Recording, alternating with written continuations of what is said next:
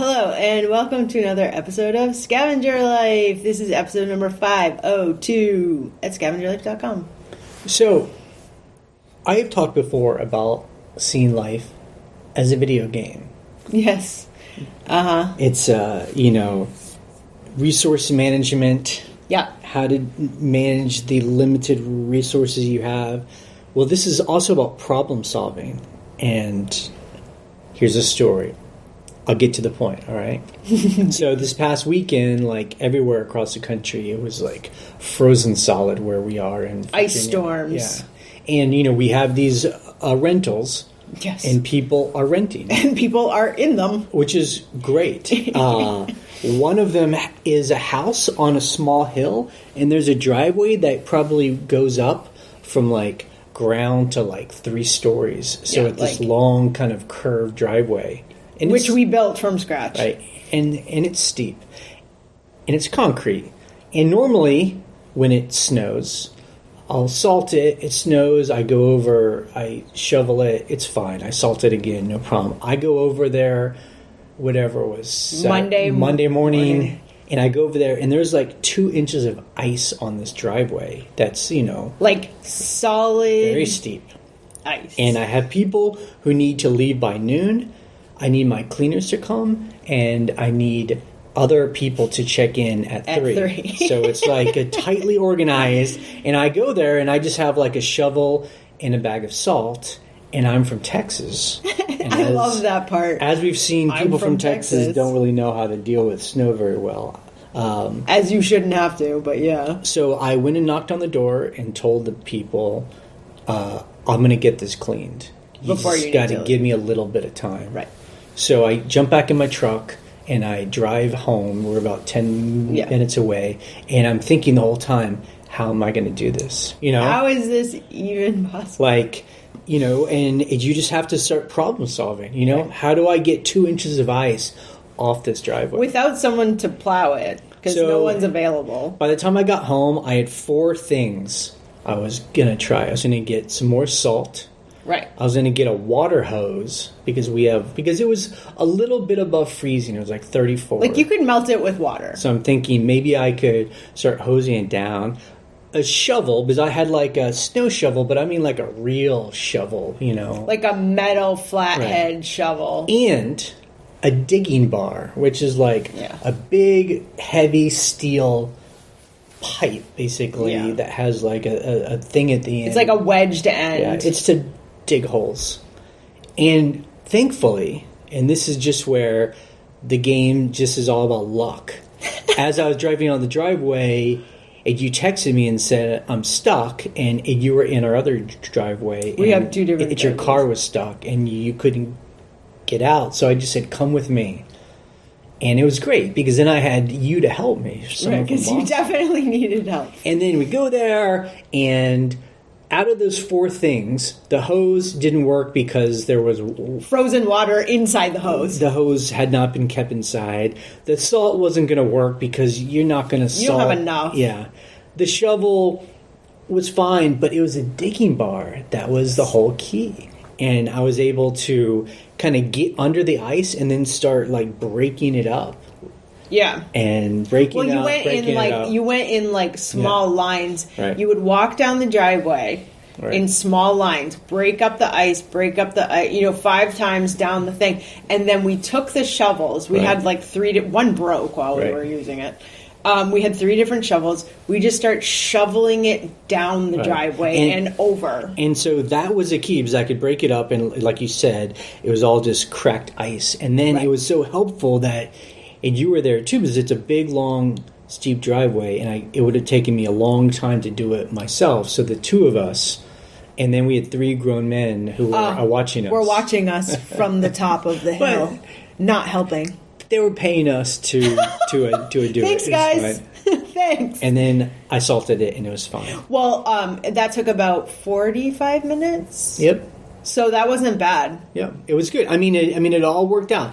I guess I only bring this up. People are like, "Why are you telling us? Where's eBay and all this?" I mean, the whole point is, I find that is true for everything we do. Where oftentimes there's a problem or something that needs to get solved, and I don't know the answer. Right. And we often come at it from multiple different ways, and and oftentimes many of the things won't work, right? And then one does, and one only needs to work. Right, one only needs to work, but you have to have your tool bag full in order to find that solution. I mean, it's like when we go to an auction and buy stuff. Yeah. I don't always know what things are worth. Or what you have. We buy weird, random, antique-y vintage stuff, so I'm not going and buying give me a whole crate of one thing that has a barcode that I can scan it and I know the exact price on it. It's just all this random stuff, and I will check that table out and be like, that thing and that thing I think will sell for $30 each, and we'll pay for the table, so I can bid $60 on the table and feel good about it. And then we buy it all, and then we go through, and there'll be a cool little candlestick or something. I actually have some of those sales this week that we can talk about. Yeah. And it's true for building this coffee business too. We were just talking about this. We started about 2 years ago. This with the spark of an idea journey of maybe we would open it. We just didn't really know, and we tried different things, and then it turned out the best thing was to find partners who actually know how to do a coffee shop. That helps. Who actually know what they're doing. And then help them. You know. So I just find that that's true. And so when I see people come on our forum who are new to eBay and they're just like, I don't know how to do this, I don't know how to do that, I'm always just like, just start trying things. You'll figure it out. A lot of it is just common sense. People don't have, special secrets. Yeah, I think also this is true with a new business, any new business. You think you know the answer and you try to move in that direction, but then the world around you dictates what you need to do. Right. Here's an example, a coffee example, right? So we were training at the coffee shop in Harrisonburg, and we were training in the trailer over the summer with our coffee partners. They have a trailer that they do for events, like a vintage RV. So the thing that was most surprising to me, as someone who tries not to eat sugar as much as possible, it's very difficult, is how many people just want sugary drinks. Yeah. So is that surprising to you? I guess I thought, because keto and low carb and things like that, to me, are really popular. They are really popular, but in the grand scheme of everyone in the whole world, you're like, oh, people want sugary flavored drinks that you can barely taste our beautiful, perfect coffee in. But so it's funny when you think, oh, this is what people will want. Because this is what I want. And then it kind of shifts where you're like, oh, everyone wants caramel in their latte. There's no doubt about that. Every single person that I'm seeing wants a caramel latte. Yep. So it's being able to change the way that you think about things. Right. And sort of shift in a direction to what's needed. With the driveway, I mean, we do have someone that plows our other driveway when it snows, but we've never had him plow this one that goes up with 2 inches of ice. It would be impossible for him to it would just be crazy. Traction, So the fact that we were like, this is what needs to happen right now. Yep. Here are our possible tools. Thank God Ryan's car is stuck in the driveway with 2 inches of ice surrounding her tires. Let's go. Right. So, the key is not to be paralyzed and just start doing things, and you'll find the right answer. Yeah. Okay, Ultimately. eBay or scavenging stuff. So I want to talk about Facebook some. I know. I know you're going to rant, but I'm getting. I won't rant. Part. So Facebook. I'm really. People have been talking about this for a while, but I'm pretty pro Facebook in the sense of we sell, not regularly, but we sell large items locally that we normally would not sell. We sold a big what do you call it? A wind chime, like giant. Oh my God, this wind chime! It's like 4 feet tall. I was like, this wind chime was in our back building. I realized eventually where we got it, and I was like, where did this come from? I don't even know why we got it for free from somebody, and we sold it for $50. And people have talked about that. They're like, yeah, I just like scavenge stuff for free, big stuff that can't be sold or shipped on eBay, right. and I sold it for people cash. sell it, and it's great. And now, the only reason you're pro Facebook is because you don't have to sit on Facebook and, like, first of all, deal with flaky people and deal with the interface. I hate it. Right. But, okay, so besides the fact and then I guess, I don't know why it happened, but we got approved to ship on Facebook. It took so long. A little while ago. Yeah, I think I think it opened up to a lot of people because all of a sudden they changed their interface and everything looks all, like, different and like lots more curved edges on things. I don't know how to describe it. How is payment done? Is it just through... It's just like with anything else nowadays where it's direct deposit, but it's like Mercari. I don't know if you know what Mercari is like, but like you don't get paid until the person gets it and says it's good and doesn't ship. I absolutely hate that. So I was trying to read because I can't find anything on Facebook that tells me what's going on. I'm like on Reddit, like how the hell am I getting paid? So they do direct deposit after it gets shipped and delivered, and the person says it's good and not bad. It does seem like it's a real opportunity for shadiness. Yeah, no kidding. What happens if someone gets it and returns it in quotes, or they don't say anything, or I don't know. Well, if they don't say anything, so with Mercari, if they don't say anything within 3 days or 24 hours, I forget what it is, you automatically get paid. So the cash is automatically taken out of their account. Yeah, it should be. Anyway, I wonder if it's just held. Well, and we had a bit of a messaging problem because you were hiding your Facebook email, so it's fine. So we actually sold a couple things too on Facebook to ship, and that was good too. Yeah, and I just want to talk about my problem real quick because I want to see if someone has a solution to my actual problem.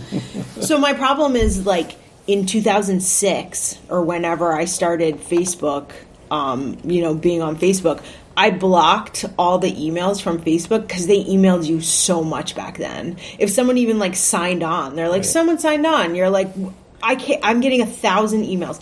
So I blocked that and forgot about it because how long ago was that? And when I was selling things, I was never getting notified. But the weird thing is when people message me on Facebook for Marketplace, I get a push notification on my phone, but I wasn't getting a push notification when someone bought something.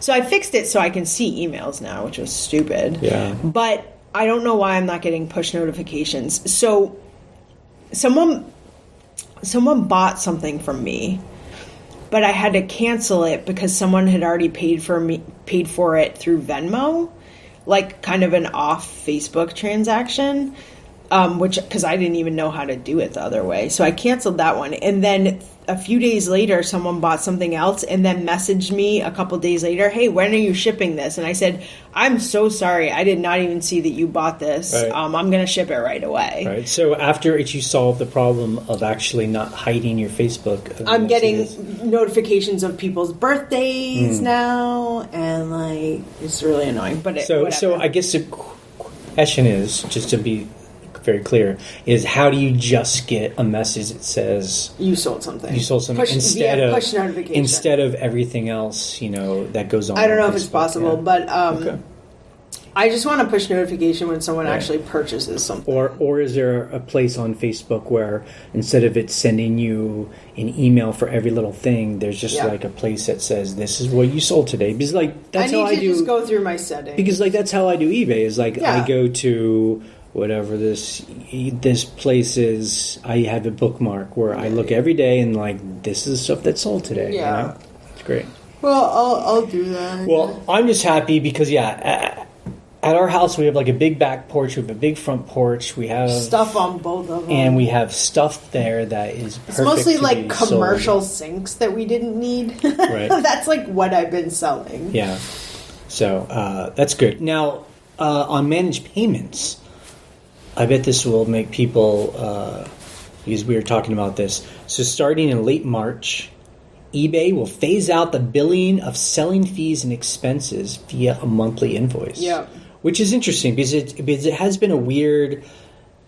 Like thing. A hybrid. Yeah, right? It's like on managed payments, they take out all of your shipping costs and final value fees, but then they invoice you every month for your subscription and then like some shipping FedEx fees. Yeah. So it sounds like what eBay is going to start doing is just take everything out. It's going to be like Amazon. Right, it's like Amazon. You're going to get paid all of your profits. And they take everything out before they send that to you. And hopefully, when you get your 1099s reported, they're just like, this is what you got paid. And you actually don't have to expense any of that because they already took it out. Right, so that's actually kind of interesting because then... That's what I do with Amazon. We no longer have to figure out how much did we pay in shipping, how much did you pay... Yeah, you're like, this is your net... Is it net? Yeah, net. This is your net profit from eBay. Done. The end. Except, look, you will still have to expense your cost of goods sold, any shipping materials you buy, any insurance you buy. Office space. Yeah, stuff mileage. like that. Right, like those regular expenses. But in terms of fees, shipping labels, et cetera, taxes, that should all be taken care of. Yep. Yeah, examples. Which is really helpful. Yeah, examples of selling fees that will be taken out now will be... insertion fees, promoted fees, like all fees, right? Subscription fees, and boy, are there a lot of fees. Yeah. It's about 20 to 25% of your net profit. If it keeps me from having to have a brick and mortar store and go to an office every day, I'm happy. So that being said, people have brought this up, and now we're slow to adapt. Okay, we're an anchor store. We pay $299 every month for the ability to have up to 10,000 items in our store, and we have about 8. It's under 8. Yeah. But people are saying that now, if something is in the collectible category, it's free to list. So the next subscription down is premium, which is $60, which allows 1,000 items. And then everything else is free? Do we have 9,000 items that could be in that category? We have a lot. Look, I sell a lot of collectibles. Right. Vintage kitchenware, that's collectibles. Right. So I guess I can look on our store. Because we'd save a lot of money. We'd save $240 a month. Ridiculous. If we can get 9,000... 8,000... Yeah. So if we have 8,000, it'd be 7,000 items have to be in the... I don't think we have 7,000 items. Okay. How do we have... I'm trying to think, where's the bulk of our store? I don't know. How do we have that many items in our store? They must all be collectibles. I think of every single thing on our shelves, and I'm like, it's all old vintage stuff. I bet that we still have. I mean, we could actually. You know what? We could actually look. I bet that we have. At least 1,000 items of clothing and shoes. I think so. Yeah. Plus, my mom just gave me her entire inventory, which is all clothes. Right. Majority clothes. But they're all collectible. I wonder if people are hacking things and just put everything in collectibles. Well, so there is Can people do that? Yeah, you can put anything in any category. eBay is not going to be like, this doesn't belong here. Right. But in terms of search, if you're like, I want a vintage jacket, am I going to look in collectibles? Yeah, but does anyone actually I never search in a category. I just do vintage leather jacket. Right. And then I just wonder if it'll mess up the eBay search algorithm. It'll be well, we're not going to... Okay, so there are some times when you're searching and it automatically picks clothing. Okay. If you're vintage leather jacket, it's in clothing. You can go back and be no, look in all categories because I'm looking for a leather jacket sculpture, which is weird. So I don't know. Okay. I think it's a bad idea. Yeah. I would love to save that much money every month, for sure. Right. I'm just throwing it out there. Yeah. Because I noticed that... Well, look, I would love to hear if anybody is using that technique. Yeah. Because I don't think it's bad to be like, collectible leather jacket. I know there are some people in our group who, they sell like books and ephemera only, and so it's basically all collectibles. They put it in collectibles. We just have quite a few. Yeah. We do have a lot of collectibles. We should take. Should we do a second store? We should take the advice that people have, that we tell people, and that is just do the numbers. You know, numbers. Even if we had 1,500 items that were not collectible, it might be worth paying $60 a month and then just pay the extra, whatever, 15 however cents, much it is. 10 cents an item. That's a good idea, actually. Like, could that be cheaper than an Anchor store? Although then I don't think I would get, like, Anchor customer support. Yeah.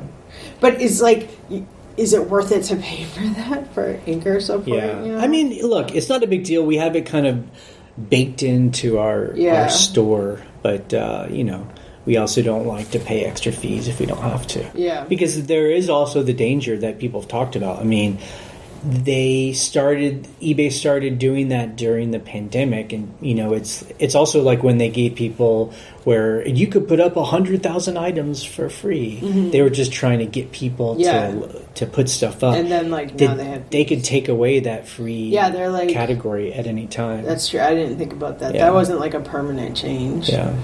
Yeah. I don't know either. All right, let's talk about our numbers. We sold 27 items. That was it. Just 27. So, there's a table in front of us. And it was all on there. No. I could put 27 items right there. And we made gross, including all the fees and shipping, about $1,600. We netted, minus the fees and shipping and taxes, about $1,200. There were a lot of high dollar items this week. That's why. So you're 27 items, but several over 100, several over 80 or whatever. But boy, was I packing big, delicate items. Big. That thing on Facebook that I sold was a hand washing sink.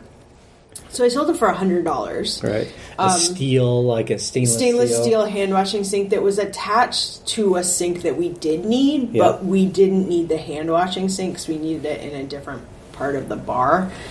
So we were able to detach it, and it's a really high quality. These commercial sinks are expensive new. So I sold it.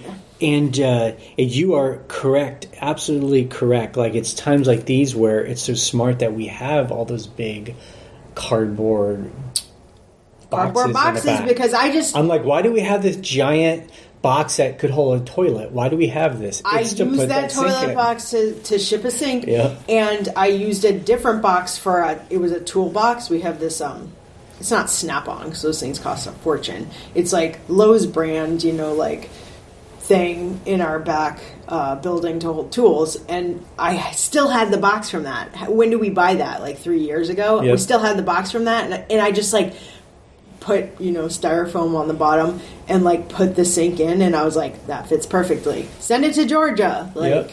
So hope we get our money. I really hope it gets there. It's getting picked up today. So you are right. We only sold 27 items, but our average price was $45. Yeah, let's get the average price to always be that. And you took a day because it was a snow day. It was a snow day, yeah. And I love snow days. Ice day. Let's call it an ice day.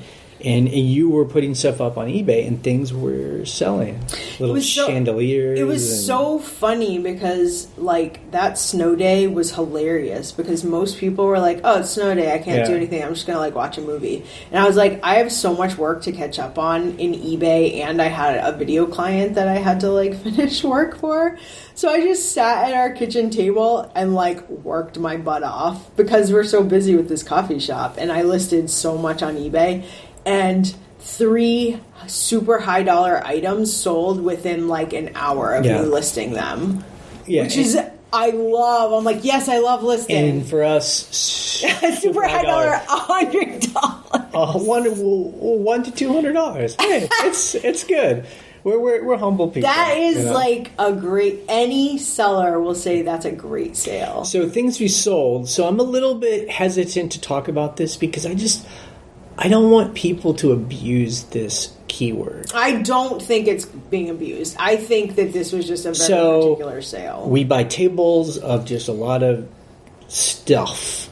Yeah. And people know mid-century modern, like it's everywhere now. Yeah, you Atomic era. It's like, you go to Target and there's mid-century. So anyway, that's like old news, right? Art Deco.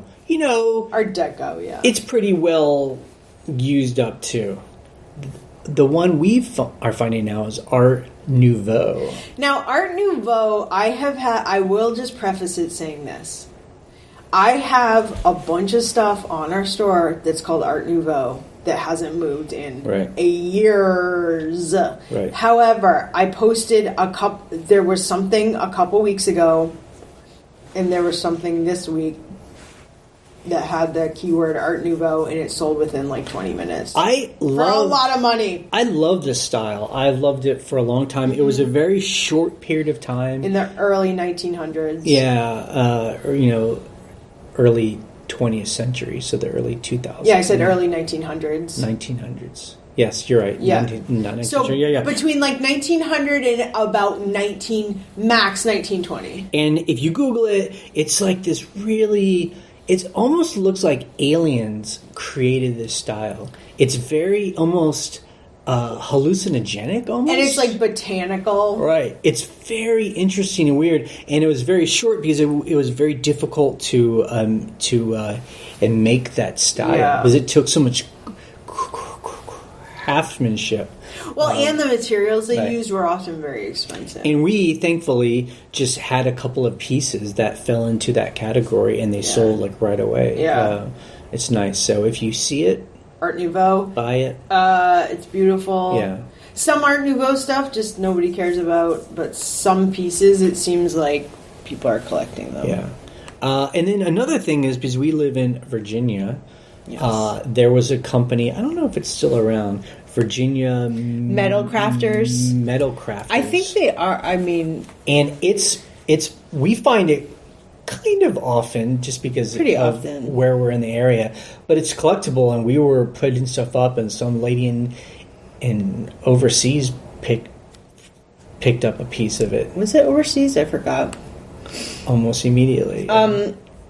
A lot of times Virginia Metal Crafters will have made stuff for Colonial Williamsburg. I don't know if they were, contracted to make that, but they make other stuff too that other people would collect in Virginia. I don't know. There must have been a store or something, but like, I find it's a lot of brass. It's a lot of cast iron. A lot of my 16-year-old male helper for eBay is always like, what is this? Because I always have like Virginia Metal Crafters brass trivet, and he's like, I don't get what this is for, because he's a 16-year-old teenager, and he's like, what is a trivet? So they actually did make a lot of reproduction hardware for historic sites like Colonial Williamsburg and Mystic Seaport. Oh, that's in Connecticut. Old Salem. Old Salem. So they actually unfortunately they stopped being a business in 2006. Oh, so not that long ago. And they're from Waynesboro. That is so funny. That's really close to where we live. Isn't that weird? Weird. So anyway, their stuff is high quality, and people collect it for sure. Right. So Scavenge of the Week, I mean, we are overloaded with stuff that we've been buying. But again, like you said, we've been selling... Because we're about to open up the coffee shop, we've kind of know what stuff is going in there, and we bought a lot of a used stuff we were finding, and we're now selling that stuff. The stuff we didn't need. Yeah, on that Facebook, we were like, this is awesome. Oh, it does not fit here at all. We sold a tea machine, and it's great. Yeah, a tea maker. I will say, for scavenging, someone gave me a huge box of mugs. Now, as we say, mugs are long tail, but and also 2/3 of the there were 3 boxes. one box worth was worth selling on eBay, and the others are going to the thrift store. A third of the items. I did see that one had been that jadeite. Jadeite. It's Fire King. Now, it has a chip in it. Oh, no. And it's only one teacup. Oh, really? But still a beautiful piece. Yeah. Like, I'll definitely sell that. But people love that stuff. But I do love mugs and I do love teacups, which I never in my life thought I would say. Yeah. But I do. So I went through it's just fun when people like hand you boxes and they're like, I don't know what to do with this. And I'm like, oh, I do. Yeah. Trust me. Let's do it. Any Walmart brand is going back to the thrift store, but I'm selling the rest of them. Customer issues, we had a pretty quiet week, so that was good. Yeah, nothing was really... People were buying, we sent, everyone's happy. Like, that's how it should be. Well, someone bought a skirt and they're returning it because it doesn't fit, but... that's fine. That's fine. That's normal. It doesn't fit. Things we learned in the forum. Christine actually was telling people about cottage core. It's this... I mean, I guess this podcast is now about, like, things to look out for. Well, trends for selling. So, cottagecore is, like, the word for, a granny chic. Or, like, shabby chic, but hipster version of shabby kind of like chic. Flowing sundresses and, like Fleetwood Mac. Right. Like, I'm just like, Fleetwood Mac. Right. Like vases You're with flowers. You're in a tiny house. Right. So, because I guess... Vases with flowers. That's very vague. But I do see what you're... Like, dried roses. Because I guess, it's like the pandemic, and so everyone's, like, having fantasies of, like, being out in the country. And like or being at home. And, like, just being young and, like, surrounded by, like, fields of flowers. Like nature. Yeah. And so, anyway, cottagecore... let's see if anybody sells, like if people are putting that in eBay, like searches. I definitely use weird terms. Cottagecore. No, not really. Cottagecore does not come up in cottage wear, but not cottage core. I wonder if you looked on like, what's the site that our friend's daughter sells on? Is that Depop? Depop, yeah. Or like Poshmark or something. Anyway, it's an interesting... But even if that term isn't being searched for, there's a look people... A look. It's like shabby chic is like my mom's age. Yeah. And like cottagecore is like my sister's age. Right. You know what I mean? So yeah, you're absolutely right on that other site. Depop. I knew it! If you go there and search cottagecore, it's a whole category. Yeah. And so you can kind of see, I don't know, it just looks like regular clothes. You're like, it doesn't look... Well, it's funny because there was a link on the forum that Christine put up there, and I just looked at the article, and it just was so funny to me because I'm like, this is, it's sort of like, they were saying it's sort of like a Fleetwood Mac version of grunge in a way, where it's like, instead of like wearing a long black skirt, they're wearing a long white lacy skirt with Doc Martens that have flowers on them. You're like, okay, I got it. Maybe it's a more happy version of grunge. Like, I don't know. It's just fun. It's funny. The trends that happen. But that's fine if that's what you want to do for people finding it. Trend setting. Yeah. Trend watching. What's the hot new style? Yeah. We actually came into Washington, D.C. And went to a West Elm. We walked to West Elm. And room and with board. masks on. Of course. And just to check out like what's people are selling, and I was going to their the cheap section. Oh, it's so funny walking into West Elm. Like, there's all these fancy, literally, like, super rich people, like, pulling up in, like, the most fancy cars, right? And I'm like, the lady's like, how can I help? Where's your clearance section? I don't care about any of this new stuff. Oh, no. No, just kidding. Like, I love, look, I buy West Elm stuff that's definitely on clearance. Yeah. So we went to the clearance section and we bought some stuff. But it's just interesting just to kind of see their latest stuff, just to kind of see. They're definitely still on the mid-century. Like, everything's like super clean. I think everyone's looking for what's next, and I'm just interested to see what the fancier companies come up with, because now that Target is basically selling the same thing that they're selling, it's kind of like they need to find that next thing that people... Cottagecore. Maybe. Well, it's funny going into West Elm and then Room and Board, because West Elm is owned by Williams-Sonoma now, and the prices are so different in Room and Board. Like, we looked at this lamp, and we were like, oh, this is such a cool, like, bedside lamp. What? $500. Yeah. $500 for a lamp. And you're just like, yo. That's quality. Yeah, something. All right, let's go to the calls that people sent in this week. Okay, you can email us an audio file. Our email is thescavengerlife@gmail.com, or you can call our voicemail line. The phone number is 540-407-8486. You have 3 minutes to leave a message. Hello, Jay and Ryan and fellow scavengers. I know I'm a couple weeks late, but today I went to scavengerlife.com, scrolled down a little bit, clicked on the tip jar, and donated 500 pennies to Scavenger Life. And I encourage all other scavengers listening to the podcast to do so in celebration of the 500th episode. Thank you. That's really cute that you donated 500 pennies, aka $5. With PayPal fees, that's $4.50. Yeah. PayPal definitely takes fees out of our tip jar. But it's very much appreciated, and we don't do this to get rich, but it's nice to just help us pay some server fees and whatnot. So we appreciate it. Happy 500. Yay.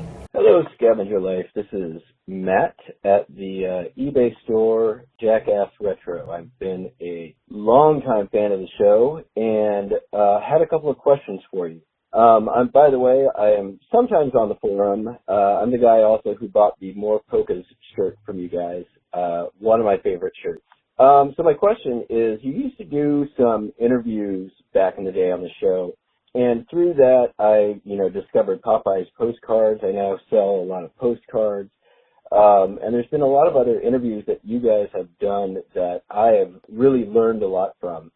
And I'm wondering, I know things have changed and we're living in a different era and you guys are very busy, but might there be a way to reincorporate that back into the show in some way in the future?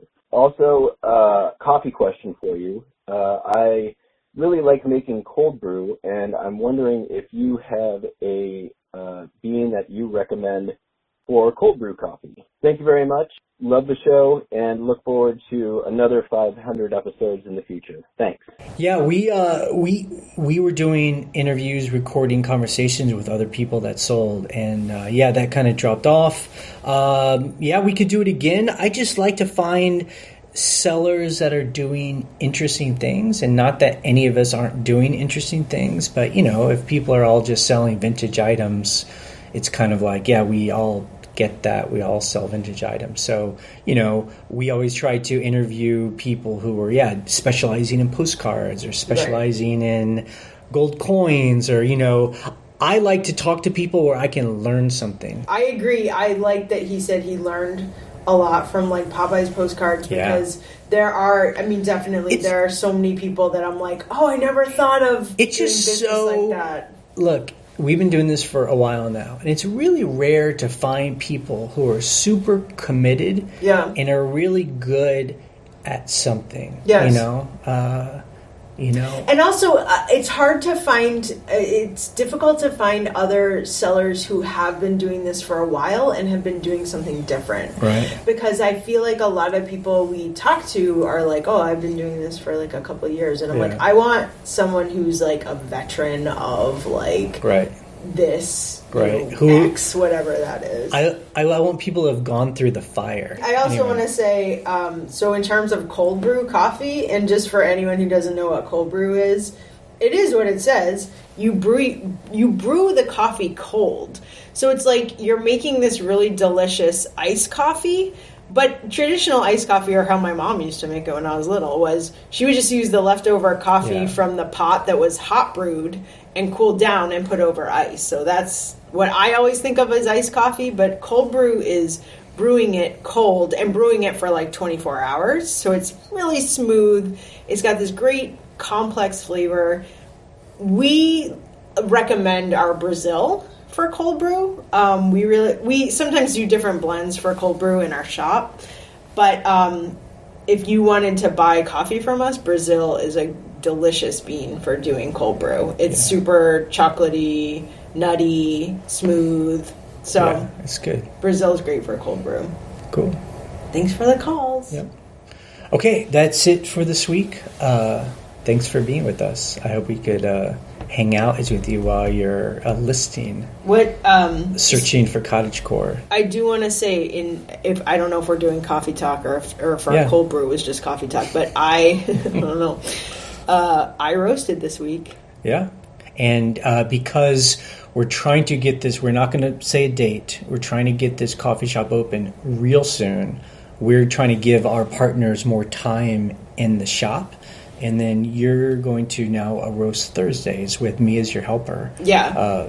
Just so Phil has time to just... do cafe stuff. Yeah, so, get the cafe ready. So, you are becoming a real certified roaster. Well, certified by who? By me. By me. By our customers. Yeah. So on Thursday, that was actually the day we shoveled the driveway, but I was like, we were rushing back to the roastery, and I was like, Phil, I'm here. Give me the roaster. Yeah. Like, I was like, step away. Yeah. And that's why I have fun doing it, because you're there dumping in the beans. Yeah. You are watching the temperature. Yeah. You're like pressing buttons. It's so exciting to see. Buttons. And then you give me the buckets of coffee, and then I'm writing out bags, and I'm putting them in the right bags. And then we're shipping them. Grinding it, sealing it. Yeah. Yep, that's happening. That's cool. So that's exciting. Yeah. Well, what was exciting for me, too, is that I stepped up to the roaster, and Phil and I roasted together for a couple roasts. And then he was like, okay, I got to go do some other stuff. And I was like, oh, yeah, I actually know what I'm doing. Yeah. Yeah, I know what to do. You totally do. Oh, my gosh. Yeah. So that was fun. That was cool. So, yeah. Okay. FrontPorchCoffee.com. Yeah, please buy some coffee if you want to. Support us. Okay. Podcast is ending in 3, 2, 1. Bye.